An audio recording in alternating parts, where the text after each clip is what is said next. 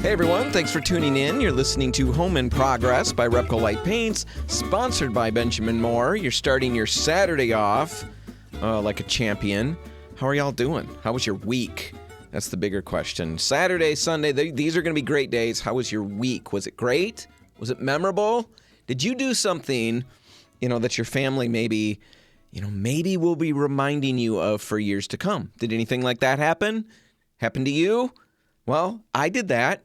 Absolutely, I did that. And even for me, this is embarrassing. But I'm going to tell you about it briefly before I get into the show, just because it's on my mind, and maybe this will exercise it, cast it out of my mind, so I don't have to think about it anymore. Anyway, the other night we had hot dogs and sweet corn for dinner, and we love sweet corn. I have always loved sweet corn since I was but a wee lad. But the problem with sweet corn, as you're all well aware, is that it's not easy to eat in a very dignified manner, right? It's like ribs or something in that regard. You've got that cob, it's covered in butter, it's dripping everywhere. You're running it across your face like it's the carriage of a typewriter. It's just messy, right? It's a given. We're all equals when we're eating sweet corn. There's no royalty when you're eating sweet corn, or at least no dignified royalty, because I can't imagine a polished way, a classy way to eat corn on the cob. It's not that kind of food. Anyway, I made it 10 times worse on accident. Now, basically, this is a non-story. There's really, I don't even know how to tell it. It's not really a chain of events. It's a non-story.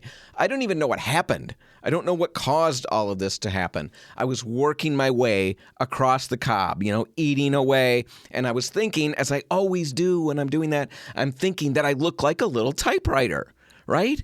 Just clicking my way along, and then when I get to the end, I always think there should be a bell that goes ding, and then I can return to the other end of the cob and keep working, my way back again, like a typewriter. I'm sure everybody thinks those exact same thoughts. I'm doing that, all right? That's happening at the table. I'm thinking those things, and this is all I can think, I must have made some kind of ridiculous, deep in thought face, as I'm working my way across the corn on the cob. Something like that. I was doing something odd because I happened to look up as I'm munching, and Hannah, who's sitting next to me on my left, is staring straight into my soul. And not just staring, she's got this ridiculous grin on her face. Her mouth is, just wide open in this mid-laugh. I don't know what to call it, a silent laugh of hilarity. Her eyes are just streaming tears. She is absolutely just having a moment laughing at something I'm doing, and she's holding it all in. It's all silent. And I catch that, that rapture of hilarity on her face, and I'm sorry, but I completely exploded. I laughed so hard, so instantly and boisterously, I couldn't help it. And of course, I had my mouth full of sweet corn, sweet, precious sweet corn, so delicious, full in my mouth, and I laugh. You can only imagine. In fact, you can't imagine the scene that played out. I'm sure you're going to try to imagine, then you're going to wish you hadn't. But it was just like some kind of scene from a war movie. I exploded, and sweet corn went from the head of the table everywhere. I mean, I'm probably going to be finding sweet corn on the blinds for months to come. I'm going to be finding sweet corn kernels in all kinds of crazy places, and everybody's going to say, why is this here? And then they're going to remember this moment again, and we're going to relive it. I sprayed my entire family with food completely unintentionally. The worst part of it all was not just the look of, people laughing about it, because that came later, sometimes for a couple kids much later. The main thing was just this look of sheer disgust. Somehow they thought I did this on purpose, that just out of the blue, I decided I'm going to spray sweet corn across the table for no reason, just because the meal wasn't exciting enough, perhaps. Anyway, I think they're going to be eating in ponchos for years to come. They're for sure going to be laughing about this as time goes by. That was my week. That was just part of my week. That is how I roll. Normally I embarrass myself at least once or twice during a week. This one was big.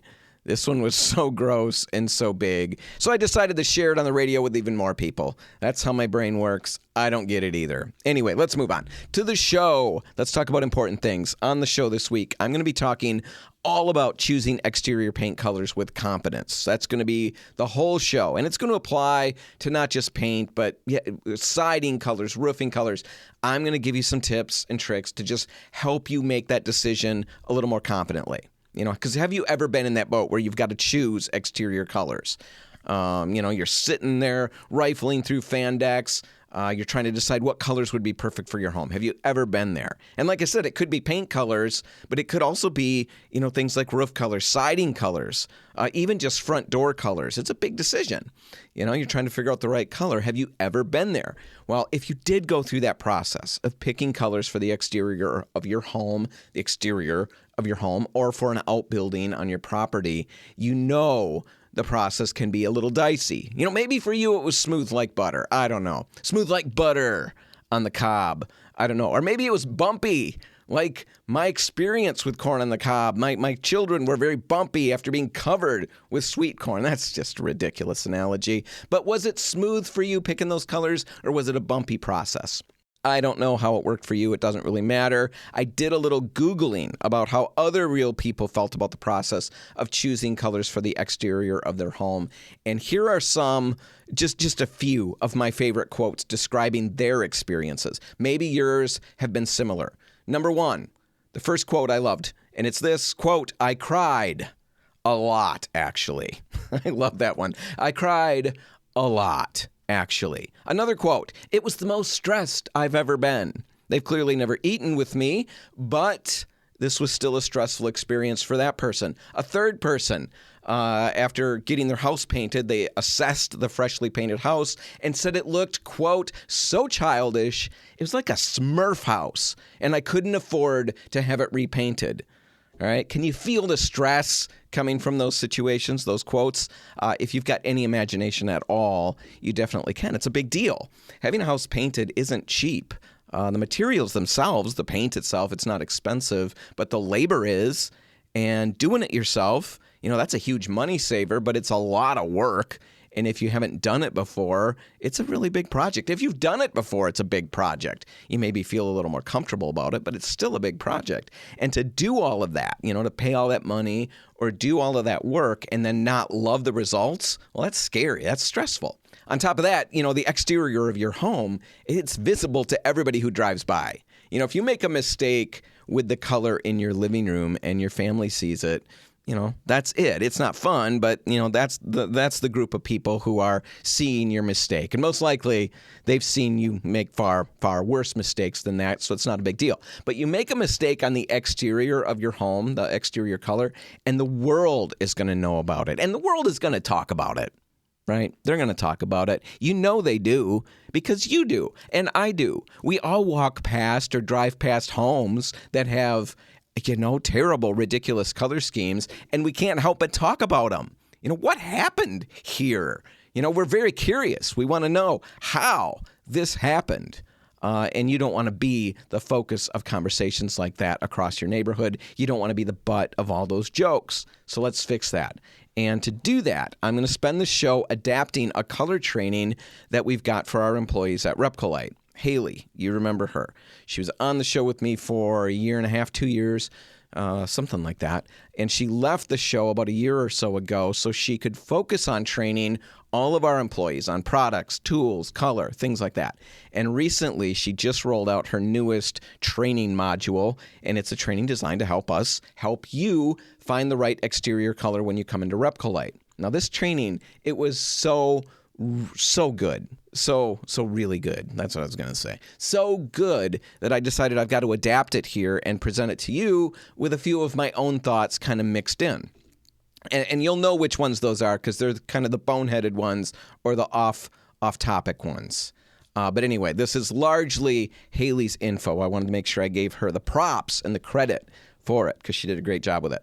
All right, first things first, this first segment, let's talk about some important ground rules for picking exterior colors. When you're getting ready to select exterior colors for your home, for your shutters, your front door, your shed, whatever, first thing, the more light there is, the lighter a color is going to look. So outdoors with the sun as a light source, and as far as light sources go, that's a big one. I can't think of a bigger light source than the sun. So with the sun as a light source, your colors are going to look 2 to 3 shades lighter on an exterior than that same color would look inside the home. That's really important to remember. I've seen people pick a light gray, for example, that's clearly gray on the color chip. They look at it, it's clearly a mid-tone gray, they might even think. And I've seen these same people come back in later to say that it looks almost white outside. You want to avoid that mistake, and you do that by selecting colors that are a couple shades darker than you want it to look in the end. Now, I know that feels counterintuitive, but that's how it works, and you're going to be glad you adjusted your palette accordingly. So remember that. Second ground rule or rule of thumb is if you're painting more than just your front door or your shutters, remember that you're working on a huge canvas. If you're doing the exterior of your home, it's a huge canvas, and that larger scale means that those colors, the colors you pick, they can easily become overwhelming. Remember that person from earlier who described her house as a Smurf house? What's going on in that situation is exactly this. She picked a color that most likely looked good when it was presented in smaller doses. However, once it covered the entire exterior, it gained strength from that large-scale exposure, and it ended up looking ridiculous, like a Smurf house, and you don't want that. So you avoid that by looking for toned colors that have some gray in them. And this makes them easier on the eyes. It just makes them, feel more sophisticated, easier to look at.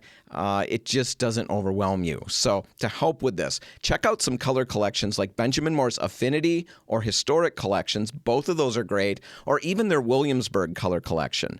Williamsburg is basically 144 muted tones or hues inspired by 18th century colonial homes. All of these fan decks that I listed, Affinity, the Historic collections, the Williamsburg color collection, all of them are safe bets, and they're going to scale beautifully on big surfaces. So that's going to give you a safety net there. Check out those color collections. All right, last thing, sample your colors. We sell Benjamin Moore color samples that will put real paint in your hands so you can actually brush it onto the surface that you're going to be painting.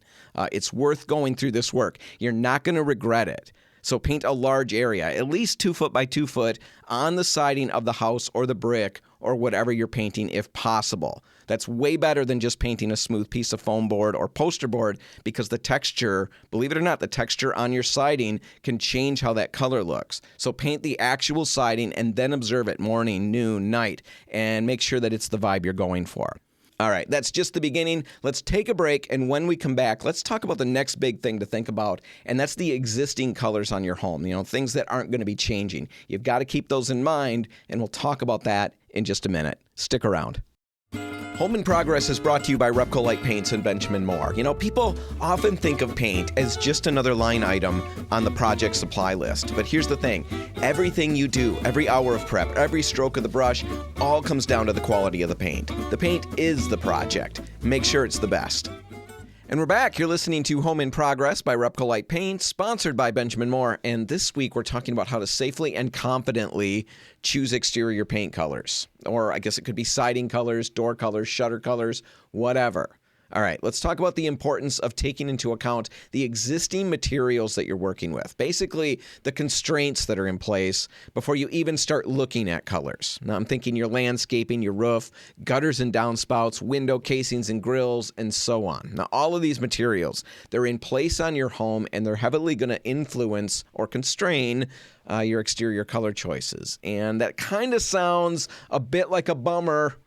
It does, but there is a bit of good news here. And even if you don't have exterior painting projects coming up, tune back into me for a second. Come back to me, folks, just for a second, because this applies to interior painting as well. And it honestly applies to a huge part of life. I mean, I'm dishing out some philosophical life help or whatever. I'm not helping you with your English. I'm just helping you with your lives. So this is all good stuff. These items that I'm talking about, they're constraints.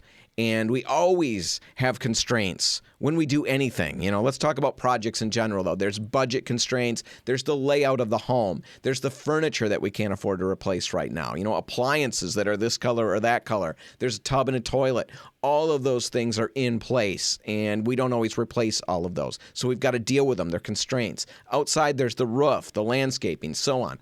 All of these things constrain our color choices. And when we hear that, we tend to feel bummed, like I said. We feel that our creativity is being leashed or muzzled. And in a way, it is. And we tend to tell ourselves that I could pick colors more easily and have a lot more fun if I didn't have these limits. And that's where things get a little cloudy. And that's where the good news comes in. Because it turns out that in reality, for the most part, when we've got unlimited options, unlimited freedom, we tend to freeze up. It's kind of interesting. Boundaries and limits and constraints actually help us dial in our choices and start making productive decisions quicker. The things that feel like limits, a budget, architecture, existing materials, they're actually giving us a place to push off from, a foundation for creativity. In psychology, it's backed up by research. Constraints spark innovation. Studies show that small obstacles can increase creative problem solving by nearly 40%. So rather than think of your home's roof color or your budget or your landscaping as strictly limitations, instead see them as pathways giving you a direction. Okay, with that said, let's look at some of these limitations or existing items that you absolutely have to take into account when choosing colors. And look for how you can lean into them on your home or use their nudgings to kind of get you moving in the right direction, right? The right color direction. Let's start with the landscaping. It's a big one, and it's easy to overlook if you're choosing colors in winter or early spring when nothing's blooming. But the landscape plays a major role in how your home looks. If you've got a lot of green stuff going on, if you've got a lot of green out there in your landscaping, hostas, ferns, evergreens, don't choose a green exterior. Too much of that, all of that green, and the house is going to just disappear into the yard. Same goes for white. If you've got lots of white blossoms in the spring, maybe skip white for the body color. Look at the dominant tones in your landscaping and choose colors that complement, not match or compete with them. All right, next, watch out for unpainted materials that you're leaving as is. Stonework, brick, block foundations. They can all be painted, but if you're not doing that, those tones should absolutely guide your color choices. And it seems obvious, but there's a house that I drive by often that missed this. Their stone has this bluish, cool bluish tone. And the new siding, it's a color that clashes completely. It looks fine head on because you don't see the stone from the front of the house. But from an angle where the stone and the siding meet, it's jarring. It's just really, really wrong. You can tell it's wrong. It's a mistake that was probably only obvious after the job was done. Don't get caught that way. Let those permanent features inform your palette. Same goes for gutters and downspouts. They can be changed or painted, they can be, but if you're not planning on that, don't forget to factor them in. Fascia and soffits fall into the same category too. Last of all, the roof, the biggest, probably least flexible element of all. Roofs don't get changed often, so the color really matters up there. Now, in general, the body of the house should be lighter than the roof to maintain balance. If you've got a gray or a black roof, stick to cool tones like blues and grays. If you've got a brown roof, then warm tones like beige, taupe, or red can be a safer bet.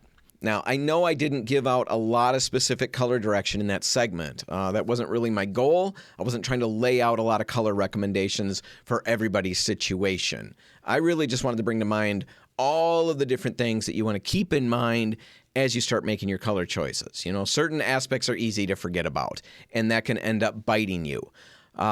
Just keep these things in mind and think of these materials, these existing colors, as maybe as breadcrumbs that can lead you to certain color choices. Like, I guess Hansel and Gretel had the breadcrumbs, but I guess the birds ate the breadcrumbs. So maybe these are breadcrumbs that the birds won't eat. Think of them that way. Things that are leading you to certain color choices. They're hints that your home is giving you. Listen to those hints. It's going to help you cut through the clutter of the color rack, and you'll eliminate thousands and thousands of options, and you'll reduce the color rack to just a couple of color families. It can really help, so keep that in mind. All right, let's take a break, and when we come back, let's look at how a home's architecture does or doesn't need to inform your color selections. That's all coming up next. Stick around. Home in Progress is brought to you by RepcoLite Paints and Benjamin Moore. Think about it. You spend hours prepping, sanding, taping, and then finally painting. Don't throw all that work away with an inferior product. The paint isn't just another supply. The paint is the project. Make sure it's the best. You're listening to the Home in Progress Exterior Color Selection Training Extravaganza, sponsored by Benjamin Moore. Basically, I'm walking you through the best I can through a color training that we go through at RepcoLite so we can help you when you're searching for exterior colors for your home. Haley, I'm sure you remember Haley. She used to be on the show. Haley put this all together and brought it to our stores just recently. And I thought it was so good that I adapted it so I could work it, put it here on the show and get it out to you guys. So that's what I'm working through. Now, what I want to get to is I want to talk about the architectural style of your home and how that should, or maybe doesn't need to, influence your color decisions. Depending on the style of your home, we may find ourselves feeling, locked in to certain color schemes. Sometimes we know what those color schemes include, and other times we just don't. Maybe we're new to that style home. We just bought it. It's our first home. Whatever. We haven't a clue. We know there's color schemes associated with it. We don't know what they are. So we end up either feeling profoundly limited by our options or profoundly confused and a little bit nervous. We don't want to slap a color scheme on a house that's completely wrong for that architectural style. At least that's often the thinking out there. However, unless we're talking about a historic home in a historic district, you really don't need to feel completely locked in. The architectural style that you've got, it can guide your color choices, and it should probably help you. It should guide your choices, but you don't need to feel like you're on a trail, that you can't diverge from. There's wiggle room. That's the first thing I want to stress in this segment is unless you're in a historic district, you've got a fair amount of wiggle room. Now, if you're struggling to read between the lines here, I'm encouraging you to lighten up a little bit. You've got more freedom than you may have thought. Still, with that said, let's look at some of the classic color schemes for some classic styles of homes, and I want to start with the colonial. Now, colonial architecture, it includes Cape Cod, Georgian, Dutch colonial homes. Colonial architecture traditionally makes use of a color scheme of kind of, muted classic neutrals. So think crisp whites, soft creams, beiges or grays, all of those colors for the main body of the home. They're usually paired with primary colors like dark green, black, barn red, or maybe even yellow for your doors, shutters, and trim. So that's colonial architecture. If you've got a Victorian home, let me tell you, you've got options here. Options galore. It's like being at the buffet somewhere good. Not just the buffet somewhere, but somewhere good. A lot of options. In fact, there really aren't a lot of rules when it comes to these types of homes. We sometimes think there are, we assume there are, but when you really get down to it, that's not the case. You can really stretch and still have everything turn out well with Victorian architecture. For example, you can do everything from rich jewel tones like emeralds or sapphires to soft pastels. A lot of freedom here. So if you find yourself choosing colors for a Victorian home, feel free to stretch a little bit, push the boundaries, and have a little bit of fun.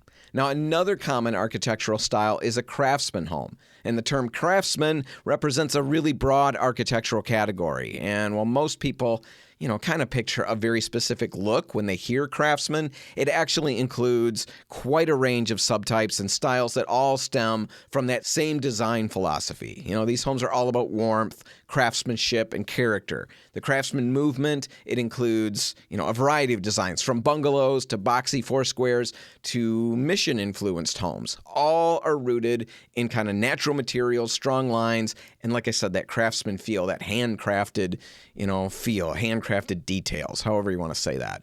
Traditionally, color-wise, these lean towards earthy, muted colors, so think browns, sages, and grays. The colors feel grounded, they feel historically accurate for those types of homes. But with these, don't be too afraid to modernize them a little bit by bringing in some mustard or olive accents. That would work really well with these. All right, moving on. Let's look at ranch homes. Now, colonial and craftsman homes, they trace their roots back to the 18th and early 20th centuries. The ranch house is pure mid-century Americana. They've got single-story layouts, open floor plans, and kind of this feeling of horizontal sprawl. Now, when it comes to colors in ranches, it varies a lot. It's hard to pin down. It's not uncommon, though, to see a lot of earthy tones So think beige, taupe, brown, tan for the body, colors like that, with white or brown for the trim. Really often we see burgundy, deep green for the doors and shutters, color schemes like that. And that's probably the most common, but these homes really, they could be quite interesting in the 50s and 60s. We've got some old RepcoLite exterior color charts from that era, and the colors of that era were pretty crazy. So this isn't specific to ranches, but ranches in, the 50s and 60s, they really excelled when it came to a little bit of extravagance. So you could see soft pastels on the bases, so pale aquas and buttery yellows and all of that on, the base of the house, and then bright colors for the doors and the shutters, white or black for the trim. And that was pretty common in the 50s and 60s or so. All right. Those are some, main architectural styles and their traditional color palettes. But remember, unless you're in a historic district, you're really not bound to use those color schemes. You've got a lot of freedom, and you can really tap into the colors that you most love regardless of the style. By all means, let those traditional colors and the architectural style of your home at least guide you, or at least whisper to you a little bit. They can make suggestions. Just remember, you don't have to listen to those suggestions or take them up on it. Unless you're in the historic district, then you better check the rules, because there's going to be rules. All right, now before we move on from all of this and get to the last segment, I want to focus on a building material on many different homes, no matter their style. And I probably should have put this in last segment's conversation. In hindsight, I see that it would have fit better there, but I didn't do that, and I'm not going back in time. Not this time. Not going to do it. So I'm going to lump it in right here. I'm going to talk about a building material that's on all kinds of different architectural styles, and it's sometimes hard to work with. What I'm talking about is brick. And unless you're actually painting the brick, you're going to have to treat that brick kind of as the star of the show here. I guess it depends on how much of it is on the home. But if the home is largely brick, of course, it's going to have to be the star of the show. It's the main color in your color scheme. And that's obvious, but it's more complicated than that, because the brick isn't really a single color at all. It's a texture, it's a pattern, and when it comes to color, it's a bunch of different colors that, when viewed as a whole, make up an average color that our eye sees. So you've got to keep all of that in mind when you're working with brick. But a lot of times people don't do this, and instead they go the easiest route with brick, and they make the accent colors white. We just often don't know what else to do. But painted surfaces on a brick home should all take a back seat. That's a big rule of thumb with brick. Anything that you paint, shutters, doors, all of that should take the back seat. Let the brick be the main star of the show. Let it do its thing. And when you put white trim on a brick home, that white trim, those white accents do anything but take a back seat. They're just way too stark on a surface like that. They break up the house's natural flow, and they can make the house actually look broken. There's just some tension that's created from all the light being reflected back from those surfaces, while the texture on the main body of the home, the brick, is absorbing so much light. There's just this tension that's created. To reduce or eliminate that, you want to choose colors so that your trim, your window casings, your doors, your foundations, all of those materials, all of those areas, I should say, recede. Colors like dark taupes, browns, blacks, or colors like dark blue, teal, or green even. All of them will complement the orangey red tones that we see in brick without being loud, without being in your face. And in the end, the home is going to look more settled, more cohesive. And it's just because it's been put together a little more intentionally at that point. Now, if you're absolutely committed to having lighter tones for the trim, match the mortar color. This is still going to give off a visual that's going to give a nod towards having white trim, but it's not going to be as stark as white trim. It's not going to break everything. It's going to work alongside the pattern, and the color variations in the brick, because that mortar actually does make up that average that we see, that average color that our eye sees. The mortar's right in there, so it's going to kind of work with that, and it's not going to separate from it. All right, so if you want to have light color on your trim and you've got a brick home, match the mortar color. All right, that's a ton of info, big info dump that I just threw in your face. Hopefully it helps you out. And remember, if you've just can't remember everything I said and you need to revisit it, you can always find it online at RepcoLite.com. Just click the On the Radio tab on the homepage, and you can find the latest episode that way, so you can catch this again. All right, let's take a break right now, and when we come back, we'll wrap all this up with some final thoughts. Stay right there.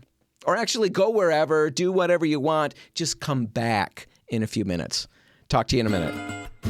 You're listening to Home in Progress, where the projects are real, the mistakes, they're educational, sometimes painful, mostly educational, and the only thing more stubborn than that old wallpaper on your bathroom wall is your determination to get it fixed.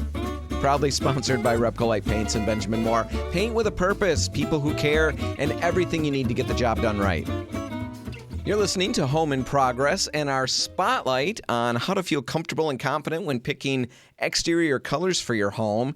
And we've covered a lot of ground at this point, but there are a few things left that I want to hit before I wrap it all up for the week. And the first one is this: how many colors should you use on an exterior color scheme? Is there a rule when it comes to picking these colors? Because we're talking about picking them, I better give you some kind of idea as to how many you should be choosing. Is it 2 colors that you need? Is it 3? Maybe it's 12. I don't know. Maybe it's 17 and a half.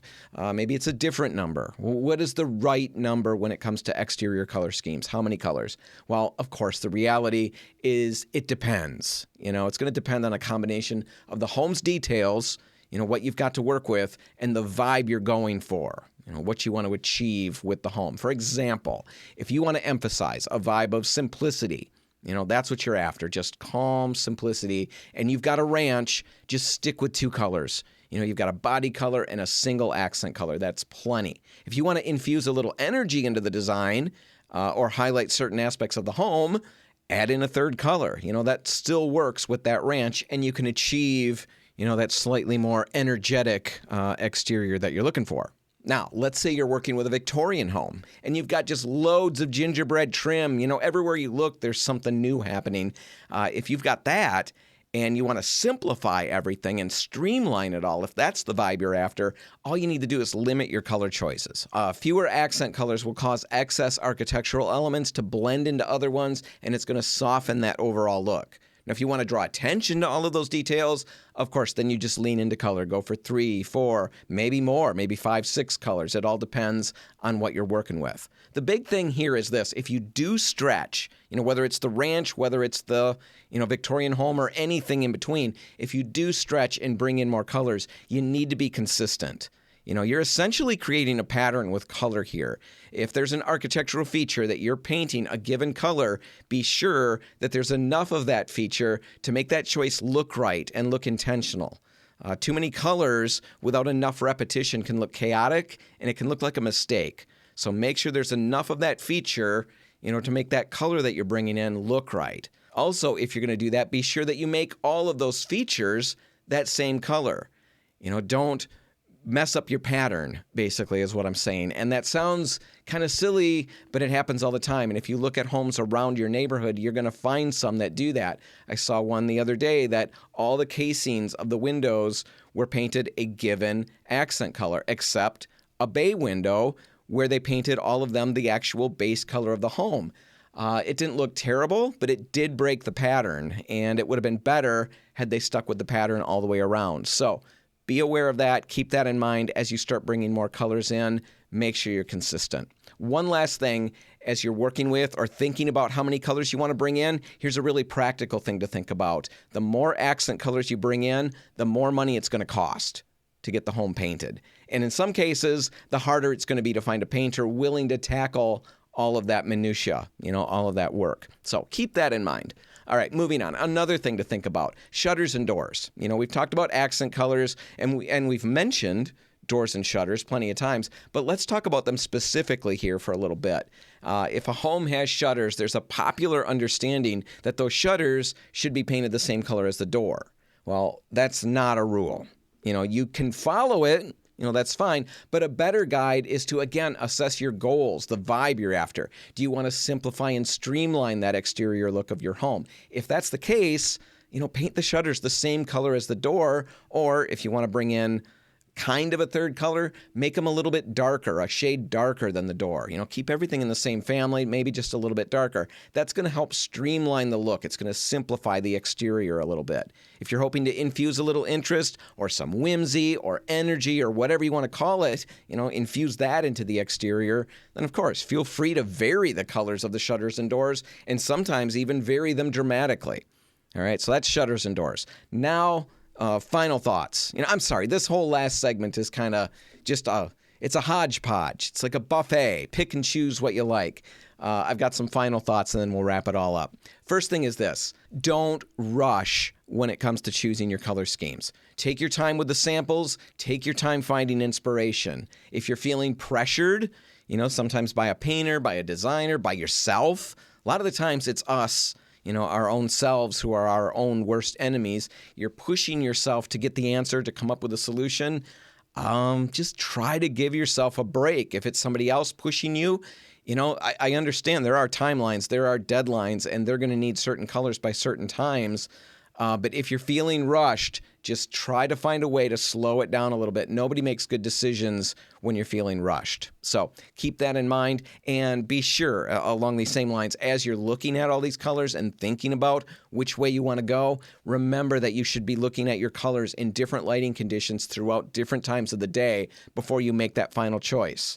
Don't land on a color, look at it in the afternoon on the side of the house and call it good. Make sure you give yourself that extra time to see it in the morning, to see it in the evening, and just make sure that when the lighting changes, that color's still exactly what you want. All right. Along these same lines, still talking about colors here, be sure that you check out Benjamin Moore's Color Portfolio app. I know everybody and their brother has an app, and it gets to be a little much after a while, but the Benjamin Moore Color Portfolio app is really worth downloading if you've got paint projects coming up. It's going to give you access to all of their fan decks, so you can view colors easily right on your phone, but you can also test out colors on various exteriors. On the app itself, they've got, a few, maybe 4 preloaded house exteriors that you can, try the colors out on. You can also take pictures of your own home and upload that. But even if you use their stock photos, you definitely can get a good idea of how colors look together, which is cool, but it's also going to give you a good idea of how a given color looks much lighter outside. We talked about that earlier, that colors outside can look 2 to 3 shades lighter. You're going to see a lot of that in this app. So it's definitely a great tool to have if you're getting ready to start an exterior painting project, or really, honestly, any painting project. Download it and check it out. It's free. It's the Benjamin Moore Color Portfolio app. You can find it where you find your apps. All right, next thing, be careful about getting opinions. We all do it, and we often all need to go get outside thoughts. But if you do that, if you go that route when it comes to your exterior colors, I'd recommend that you get 1 or maybe at most 2 other people whose design opinions you really admire. Don't get many more people than that, because too many opinions usually makes making that decision a little bit harder. Moving on, remember, we're here to help at RepcoLite as well. We've got people at every single RepcoLite location who are trained and ready to walk you through this process. So bring your photos, bring your samples, bring anything that you think will help, and we'll go over your specific situation with you and help you make the best color choices possible. Finally, last thing I've got, get the right paint. Whether you hire a contractor or whether you do the project yourself, you, as the homeowner, you've got the power to choose the paint that you want on your home. Benjamin Moore exterior paint products are going to excel when it comes to performance and durability. Aura Exterior, Regal Select Exterior, they're top-of-the-line products. You're not going to find better out there.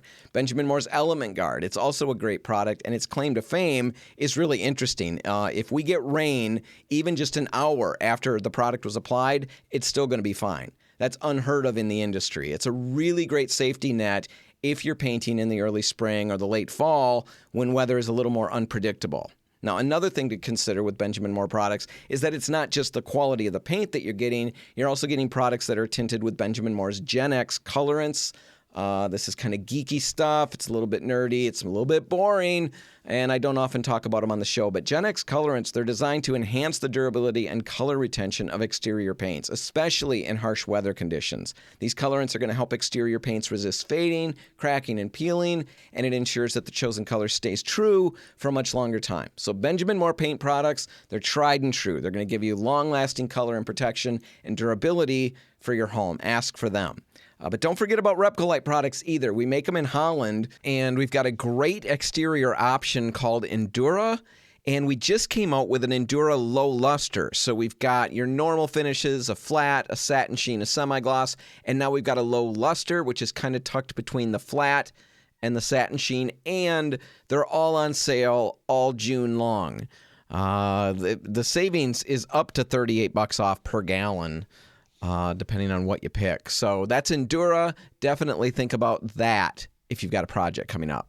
And as a bonus, we tint it with another high-performance colorant system that's going to give performance similar to Benjamin Moore's Gen X colorants. So whatever you pick, Benjamin Moore or RepcoLite, just make sure you get the best paint you can. All right, that's going to do it. That's all the time we've got. We're going to wrap it up. If you want to catch it again, you can find it online at RepcoLite.com. Whatever you do today, make sure paint's a part of it. And remember, the next project you tackle is way easier than you think. Stop out at your nearest RepcoLite and let us help. Have a great weekend, everybody, and I'll see you next week. I'm Dan Hansen. Thanks for listening.